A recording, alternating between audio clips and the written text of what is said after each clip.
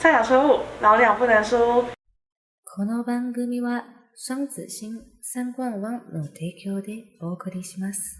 没错，我们的职场问答呢又来到了第3集。那这一集呢，我们要邀请的是我们的活动企划姐姐。那事不宜迟，马上请她出场。耶，欢迎你。那可不可以想请问你，活动企划的工作呢是主要在做些什么？活动计划主要就是要拟定企划案嘛，然后要编列预算啊，然后安排一些流程，安排人力这样子。哦，那其实这还蛮多，就是东西要会的。对，因为其实是说，基本上还是会一直沟通，然后盯着那个活动完全。那就是请问你来这家公司多久了？我大概到4月底的时候，大概满1年。哦，大概满1年哦，那也是算是比较新人。对，还在学习的阶段。那我觉得蛮厉害的，其实很新就可以成那个就是演讲，我觉得蛮好的。没有，就是大家都很帮忙。你以前在学校学习的专业，就是跟现在的职业是有相关的吗？应该算是有相关，因为我以前算是传播系毕业嘛，那可能会写本啊、企划啊，也会一些拍片，然后也会有办过活动，所以其实这些技能都算是有点关联性的。其实跟我们现在就是跟我们系蛮像的。对，就是包括所有的东西都蛮会，就是你刚好对活动企划这个蛮有兴趣这样。对，原来如此。那你觉得就是因为要成为一个活动企划，要具有什么样的特质或是学习的能力吗？基本上我觉得要有一定程度的抗压性，因为基本上我们会有很多临时的状况。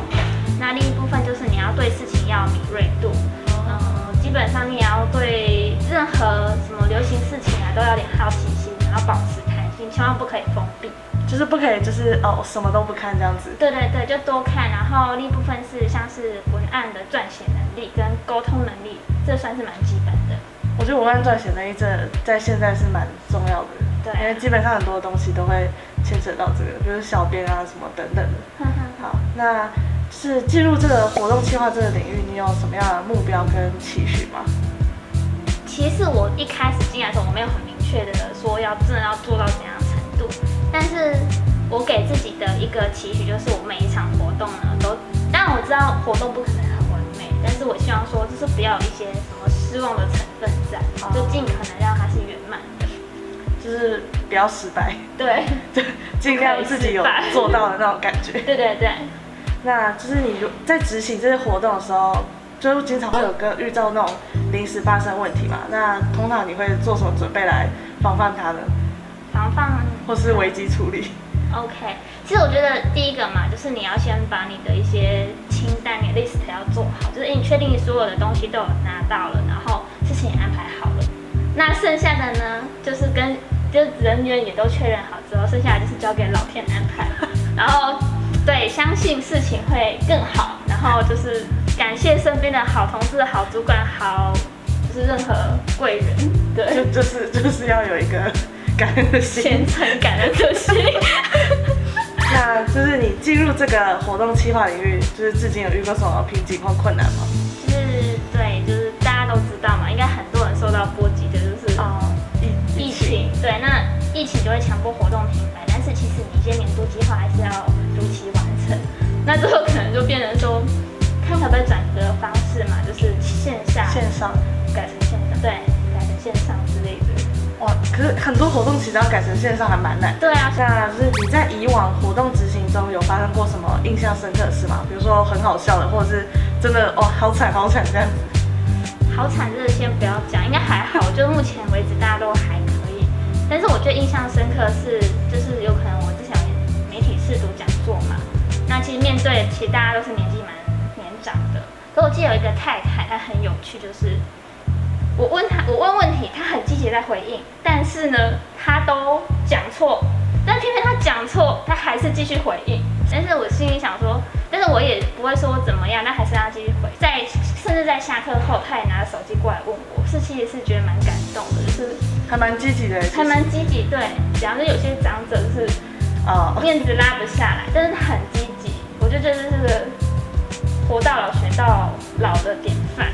其实这些社区的长者们都还蛮热情的，对他们都很积极，所以我觉得有带给他们什么，或者他们给我们回馈到有点颠覆我的想象。我想说大家应该就是安静的坐着，然后做这件事。没有，我没办法接受大家都很安静这件事，要热起来。他们真的还蛮热情的，在就是回答那些问题。没错。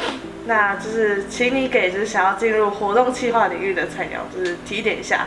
比如说，因为我其实算是比较偏向在写企划类型，然后还有那个场外工作人员，然后就是有没有什么建议啊？就是企划上面的部分。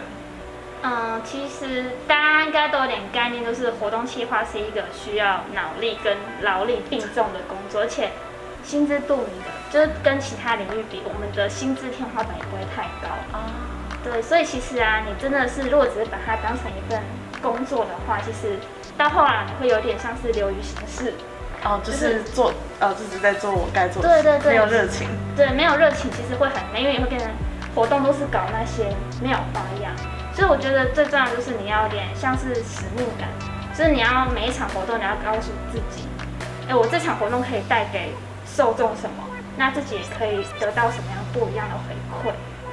其实活动计划蛮难的是在于就是每次都要一直想新的，因为你不可能每年都是做一模一样。我觉得活动计划真的是要很大的就是想象力跟是创意这样。对，我觉得这蛮难的。